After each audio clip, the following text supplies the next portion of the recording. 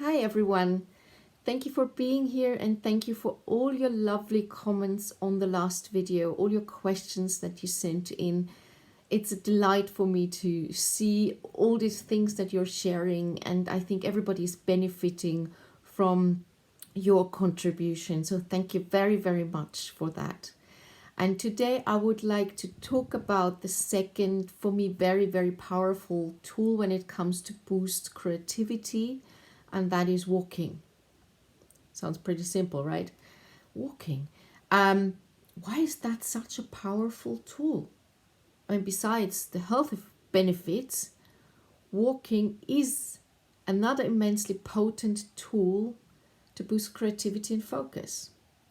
And to highlight that, I want to share with you a study that I found that was released in 2014 from Stanford.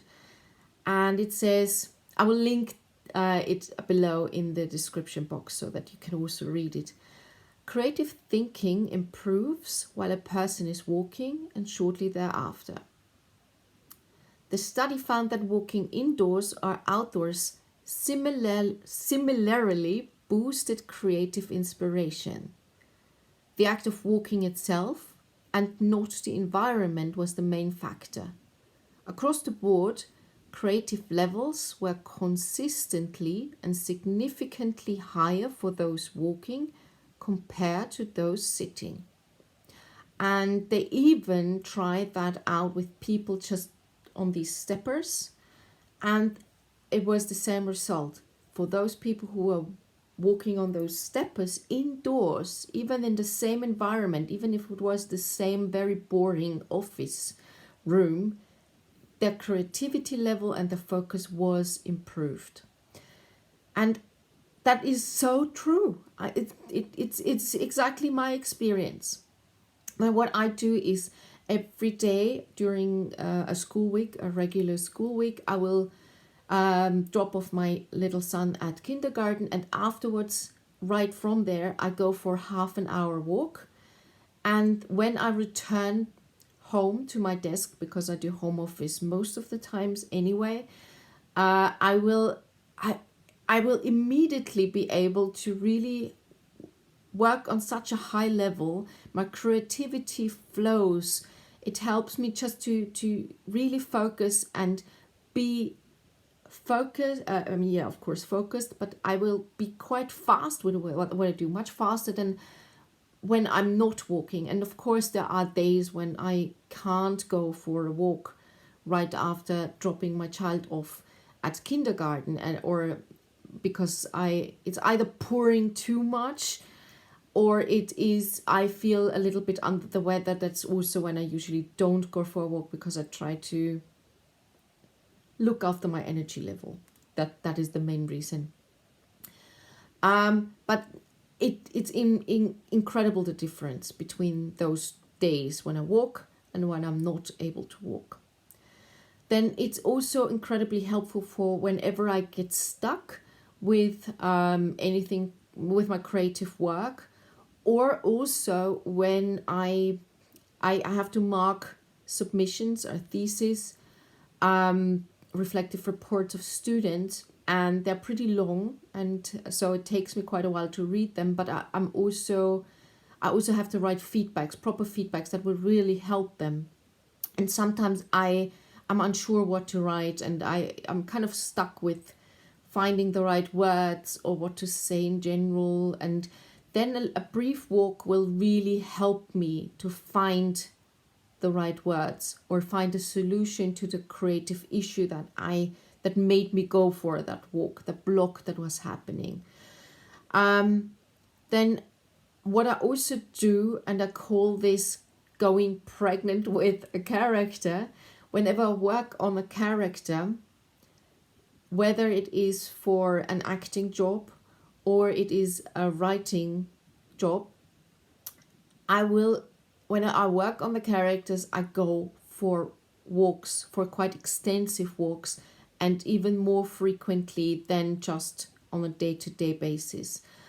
Why is that? Because the physical movement helps me to connect better with the characters. I get a better understanding of the characters. I get a better feeling of how they are feeling, how they are moving. I mean, I think it's quite natural that to when you move, you start to move in the way the character moves, and by that it helps me, of course, to understand the character so much better, and to also then embody it later when I have to in front of a camera or on stage.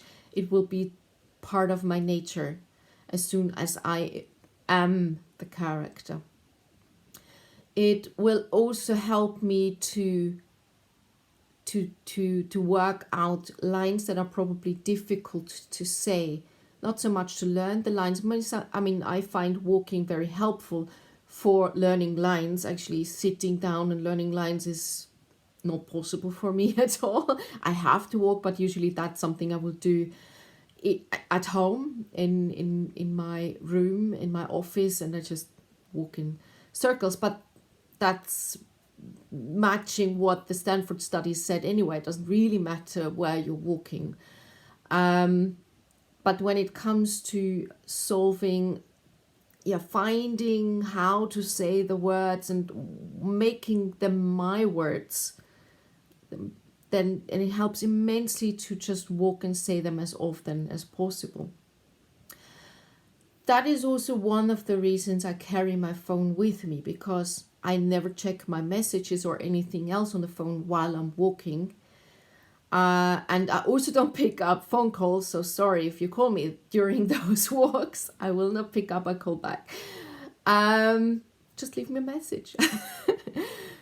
But what it really is useful for the phone is to record any insights that I gain during the walking. So if I solve some issue that I had with a character, with a scene, with a situation in this creative work, then I will record it right on the spot, because that I will still be able to walk. If I have a notebook and write it down, I have to stop walking, and for me this is not helpful. It kind of stops then the creative flow again. So I keep walking, and I can pretend that I'm on the phone so nobody will think that I'm crazy, because I'm just talking to somebody else. And especially when I'm working on dialogues, as on my lines, then it's particularly helpful to do this on the phone, because nobody will think that I'm crazy. Well, it depends on what I'm saying. If I'm saying something, I don't know, damn spot, blood, something like that, or I kill you, that could be tricky. Maybe you save that for indoors if you're working on such a character. Then what it is also amazing for is when you feel generally challenged or overwhelmed by a situation, when there's your emotions want to burst out of you. If you feel a lot of anger, if you feel a lot of sorrow and you don't know how to deal with it inside or in front of, if you have children, you can just burst out into, everything. But I mean, your anger is okay still, and your sorrow is still an emotion that is okay, but you need to find a way to deal with it. I find going for a walk incredibly helpful in those situations. And because I won't suppress my emotions, I will just give them a way to be there and transform to something I can deal with then. So this is something that helps immensely in your day-to-day life as well, when you feel really under pressure.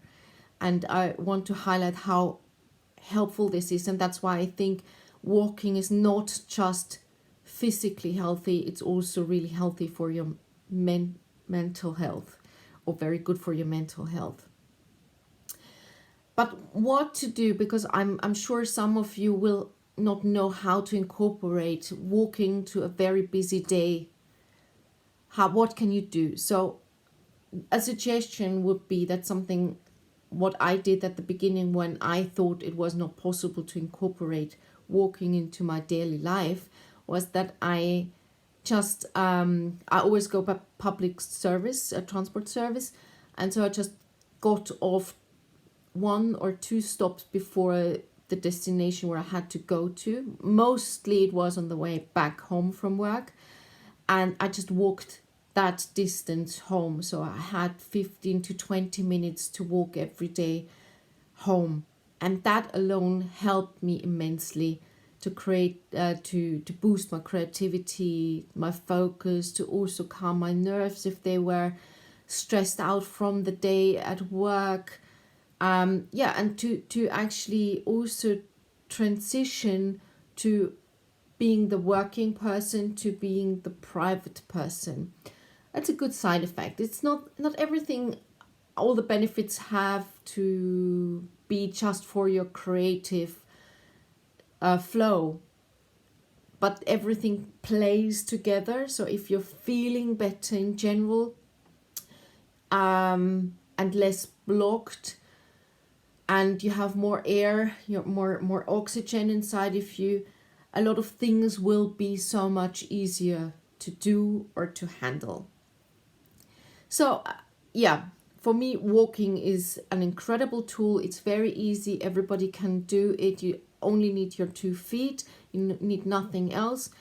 And yeah, so again, I would like to ask you for your own experiences. Share them in the comments. Also, if you have questions, feel free to ask them down below in the comments.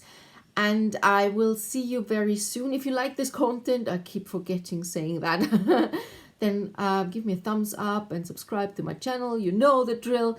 But we'll see each other very, very soon if you like. And stay healthy, stay safe, and stay creative. See you very soon. Bye-bye.